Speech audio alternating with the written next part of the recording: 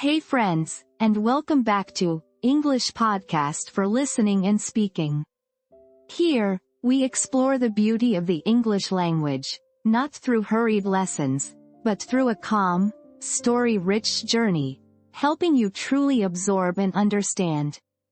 Today, we're going to gently explore something really important for anyone learning English, or really, anyone who wants to connect better with others. 7 ways to improve your communication skills in English. If this episode resonates with you, and helps you along your journey, I'd truly love if you considered liking this episode, subscribing to our channel, or perhaps leaving a kind comment below, sharing any topic you'd love for us to discuss next. Please stay with us until the very end, as we have a special bonus tip just for you.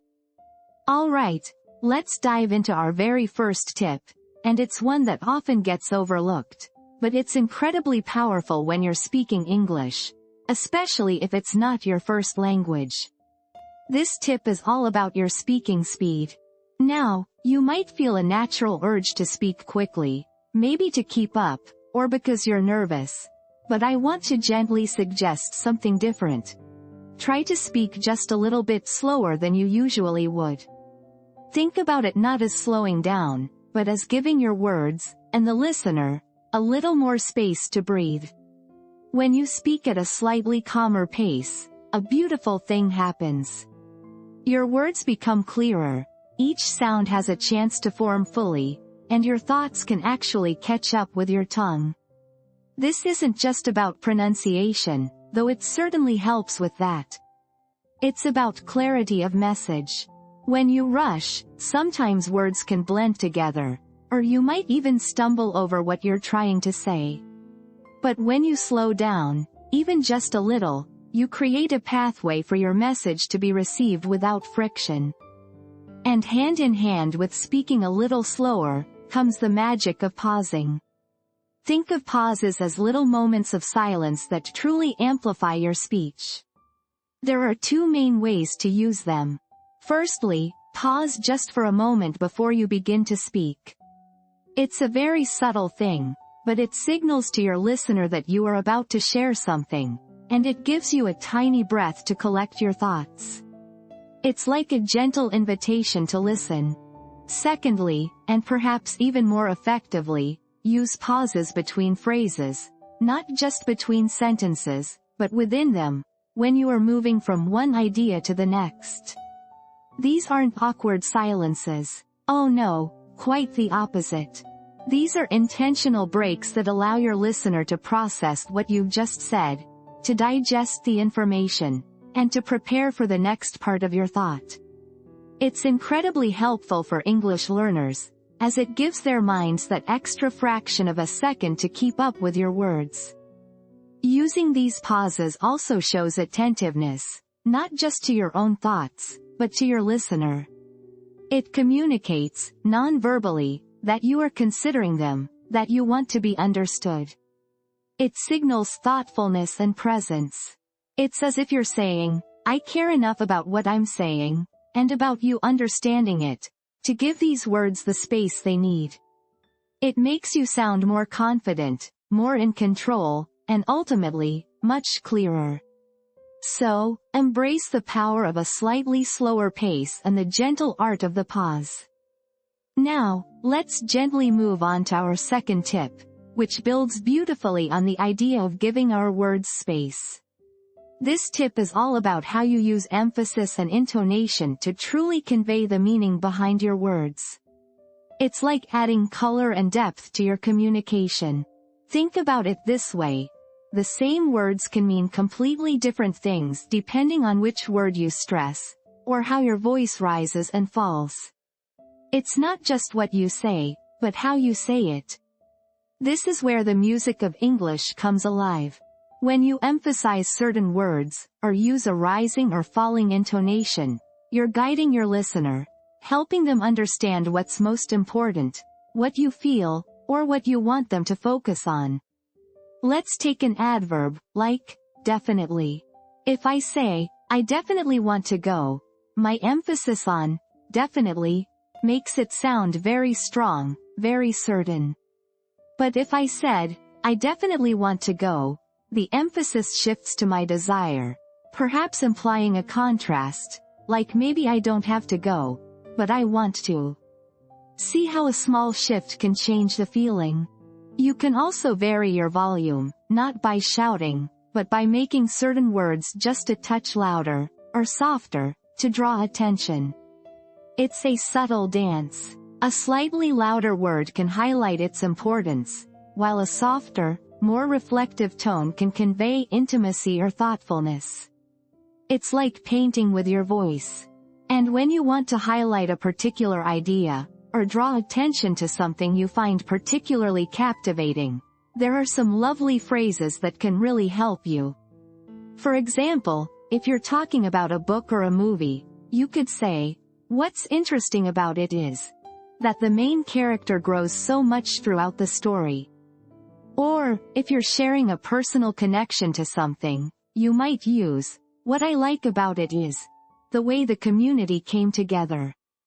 These phrases act as gentle signposts for your listener, signaling that something significant or personal is about to follow. They prepare the listener for the essence of your thought, making your communication much more engaging and much easier to follow. They're like opening a little window to your mind.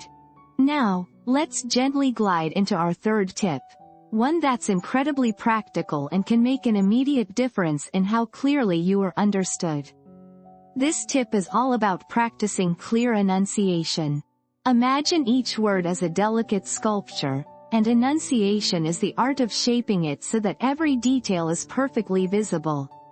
Sometimes, when we speak, especially quickly, our words can become a little bit muffled, or perhaps blend together. To truly improve this, think about opening your mouth a little more when you speak.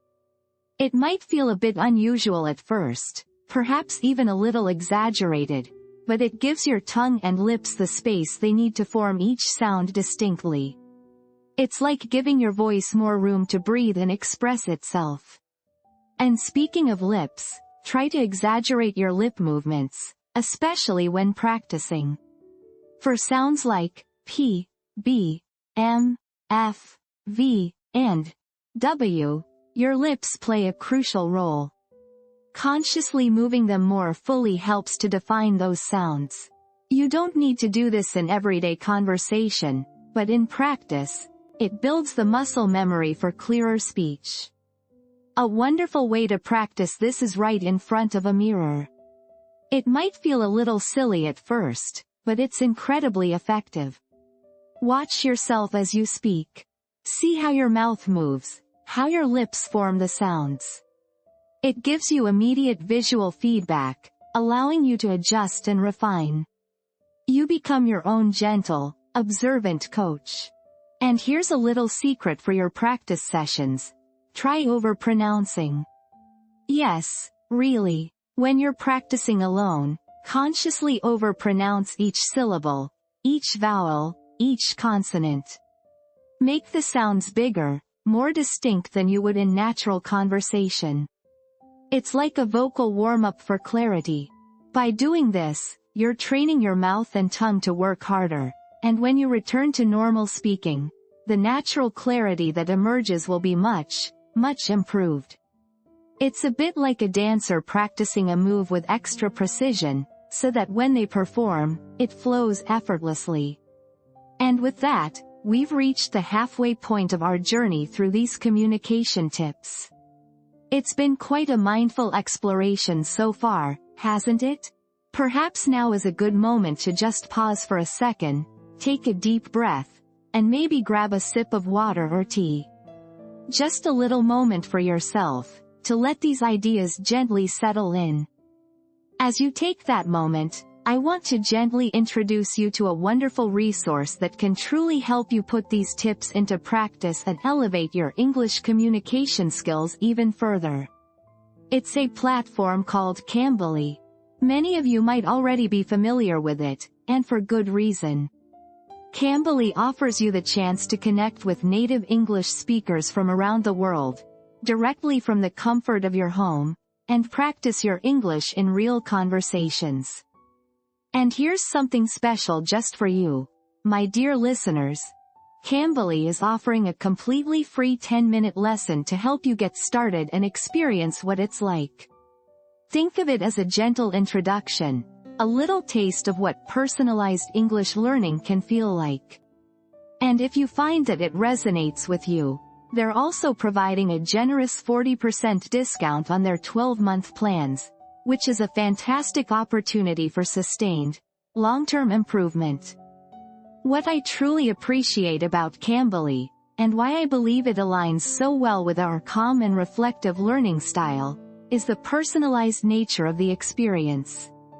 You get to choose your teachers, finding someone whose teaching style and personality truly click with yours. This makes every session feel like a comfortable conversation with a friend who is also a patient, skilled guide. And a wonderful feature they offer is the ability to record your classes. This means you can go back, listen to yourself speak, observe how you applied these communication tips, and notice areas where you might want to focus more. It's like having your own personal communication coach, available whenever you need them. Remember, true improvement in communication, just like in anything meaningful, comes from consistent, long-term effort.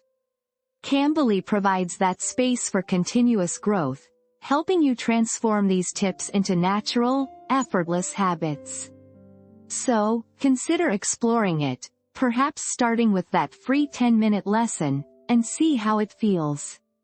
Alright, let's gently move on to our fourth tip, one that might feel incredibly liberating, especially if you sometimes find yourself overthinking your words in English. This tip is all about embracing simplicity in your spoken English. You see, there's a beautiful, natural rhythm to spoken English that is often much simpler, much more direct, than its written counterpart. When we write, we might aim for sophisticated sentence structures, for a rich tapestry of vocabulary that showcases our linguistic prowess. But when we speak, our primary goal is clear connection, immediate understanding. Think about it. When you're having a casual conversation with a friend, you're not usually reaching for the thesaurus in your mind, are you? You're just communicating. So, the gentle advice here is to resist the urge to use overly complicated vocabulary.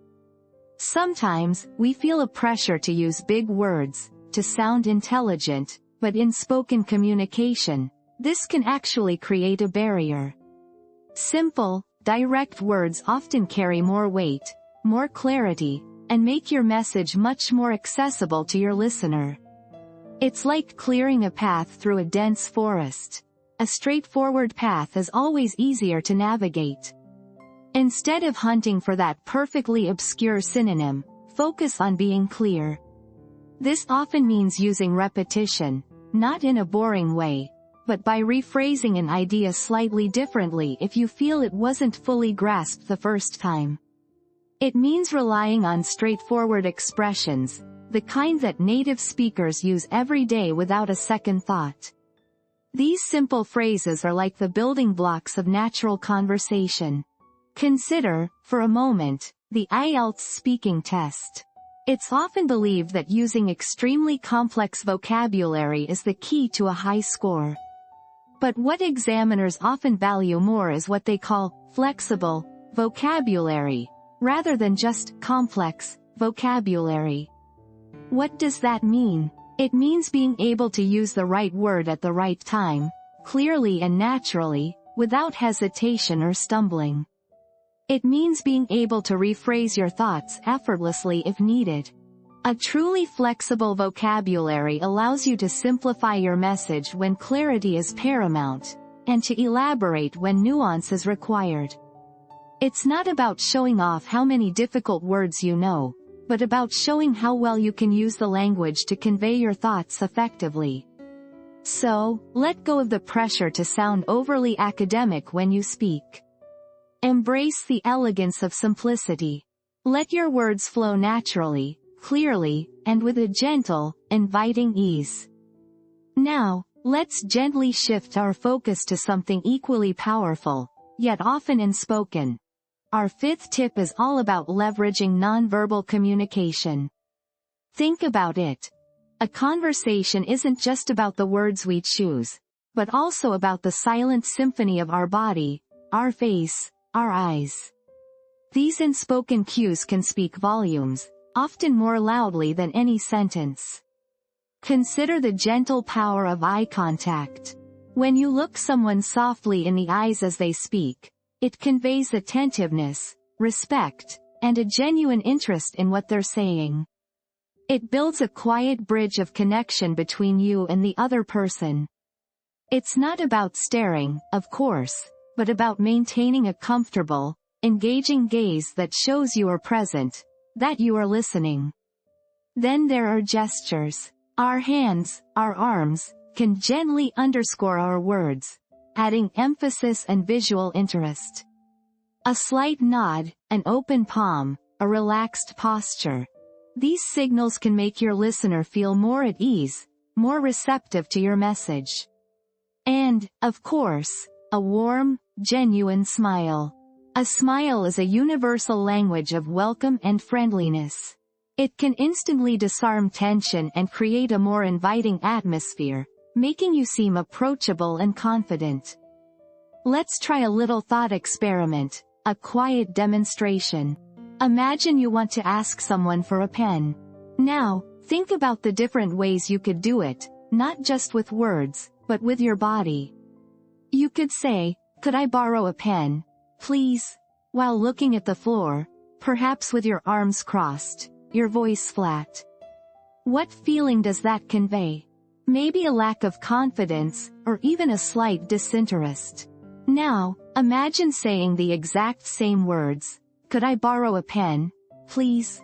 But this time, you make soft eye contact.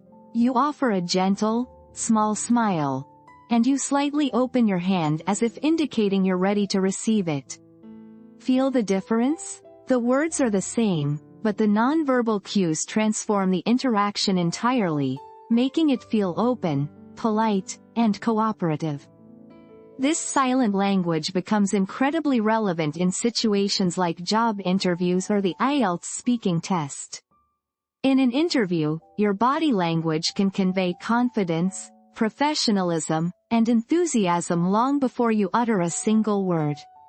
Maintaining good eye contact, having a relaxed yet attentive posture, and offering a genuine smile can leave a profoundly positive first impression. Similarly, in the IELTS speaking test, your nonverbal communication plays a subtle but important role. Examiners are assessing your fluency and coherence, and a natural, relaxed demeanor, coupled with appropriate gestures and eye contact, can contribute to a more fluid and confident delivery.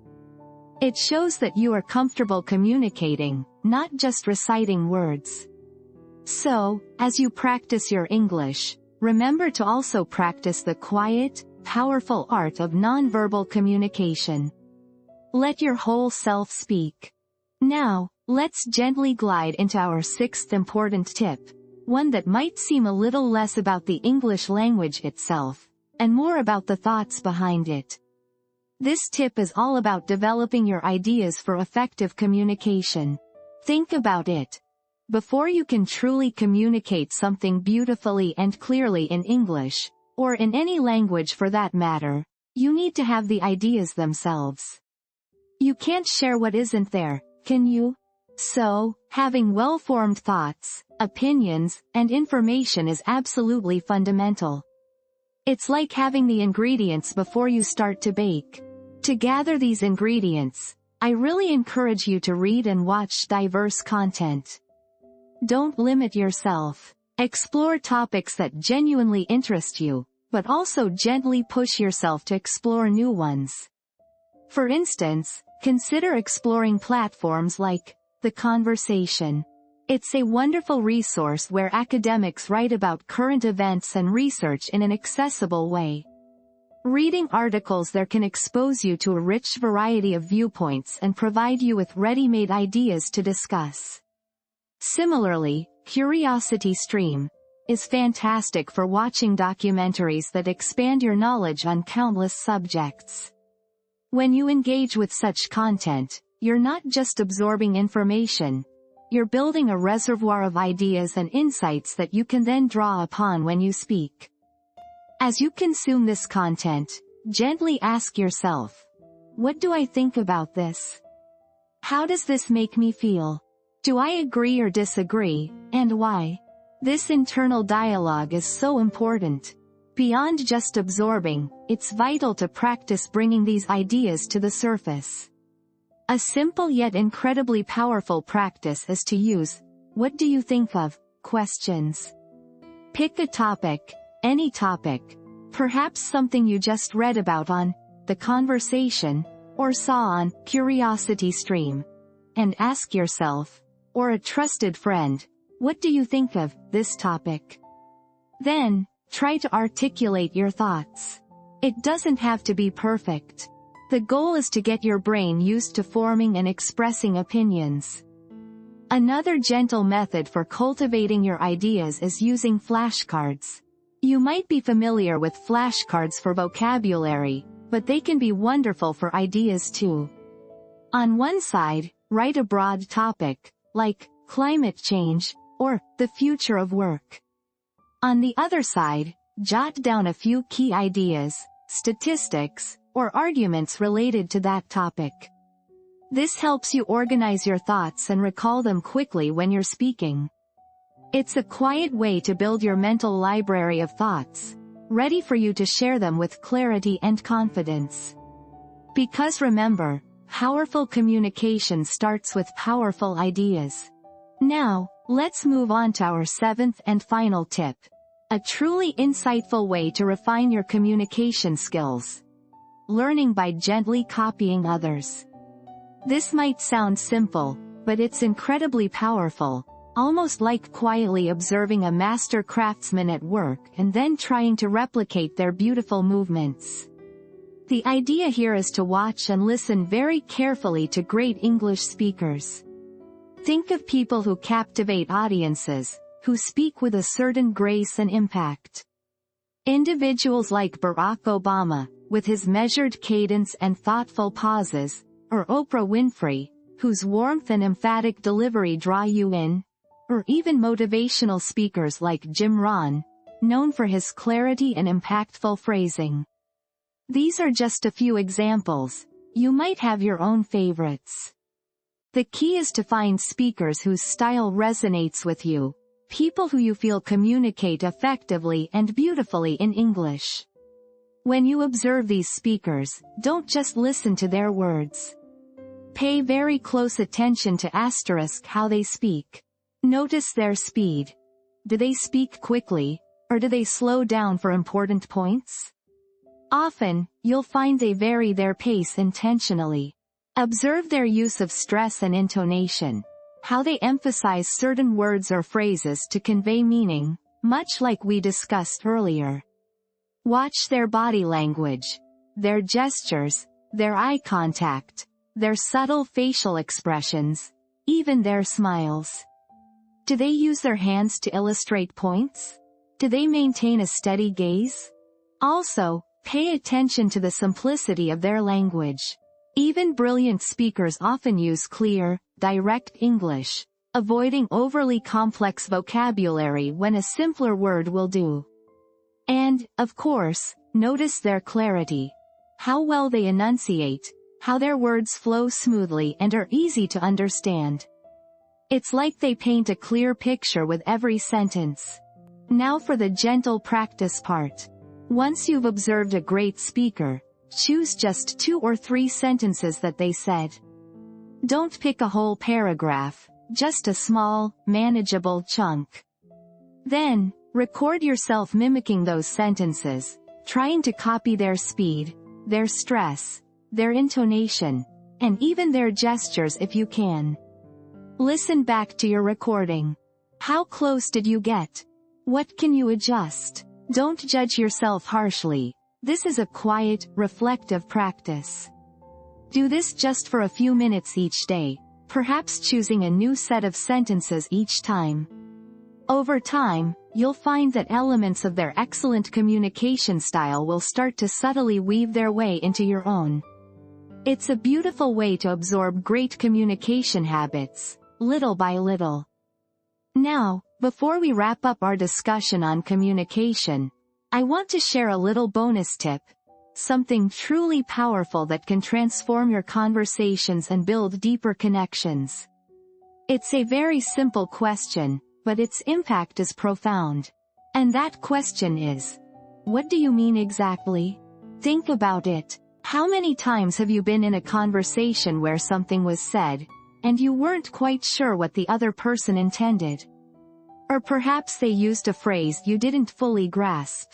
Instead of nodding along, or making assumptions, or even just letting the moment pass, this gentle question steps in like a quiet, curious friend. When you ask, what do you mean exactly? You're doing several wonderful things. Firstly, you're showing genuine interest. You're saying, I want to truly understand you. Your words matter to me. This builds trust, because the other person feels heard and valued. It creates a deeper connection than simply moving on, because you're investing in clarity. It's a signal that you're not just waiting for your turn to speak, but actively listening and trying to grasp their perspective. Secondly, it's incredibly useful for clarity. Sometimes, people use vague language or assumptions in their communication. By gently prompting them to elaborate, you encourage them to be more precise. This can prevent misunderstandings that might otherwise grow into bigger issues. It's like gently asking them to paint a clearer picture for you. And for those of you who might be preparing for the IELTS speaking test, especially Part 3, this question is a hidden gem. In Part 3, the examiner might ask you complex or abstract questions. If you're unsure, or if you want to give a more nuanced answer, you can politely ask, could you please clarify what you mean exactly by that? This shows your ability to engage, to seek clarity, and to ensure you provide a relevant and well-developed answer, rather than guessing. It demonstrates a thoughtful approach to communication. So, try incorporating, what do you mean exactly, into your daily conversations. Use it with a soft, curious tone. You'll be amazed at how much more you understand, and how much more connected you feel to the people you're speaking with. It's a small phrase, but a giant leap for effective communication. So, as we bring our thoughts together on improving your communication skills in English, I hope you can feel, deep down, that this journey is so much more than just perfecting your grammar or expanding your vocabulary. Communication, at its heart, is about connection. It's about expressing yourself authentically, understanding others deeply, and building bridges with your words and your presence. It's about being heard and truly hearing. It's a skill, like any other, that can be developed, nurtured, and refined over time. It won't happen overnight, and that's perfectly okay. Think of it like a beautiful garden. It requires consistent care, gentle watering, and patience to truly blossom. Each tip we've discussed today, from slowing down your speech to embracing simplicity, from using your body language to confidently asking, what do you mean exactly? Is a tiny seed you can plant in your communication garden. So, I truly encourage you to keep practicing. Be gentle with yourself on this path. Remember that resources like Cambly can be such a wonderful support system, offering a personalized space where you can experiment, make mistakes without judgment, and receive tailored guidance from dedicated teachers. It's a place to cultivate that consistent practice, day by day, week by week, for long-term, lasting improvement. Embrace the journey, be patient, and remember, every word you speak, every gesture you make, every time you truly listen, you are not just practicing English. You are becoming a more confident, more connected, and more beautifully expressive communicator in the world. Thank you for spending this time with me. Keep nurturing your voice.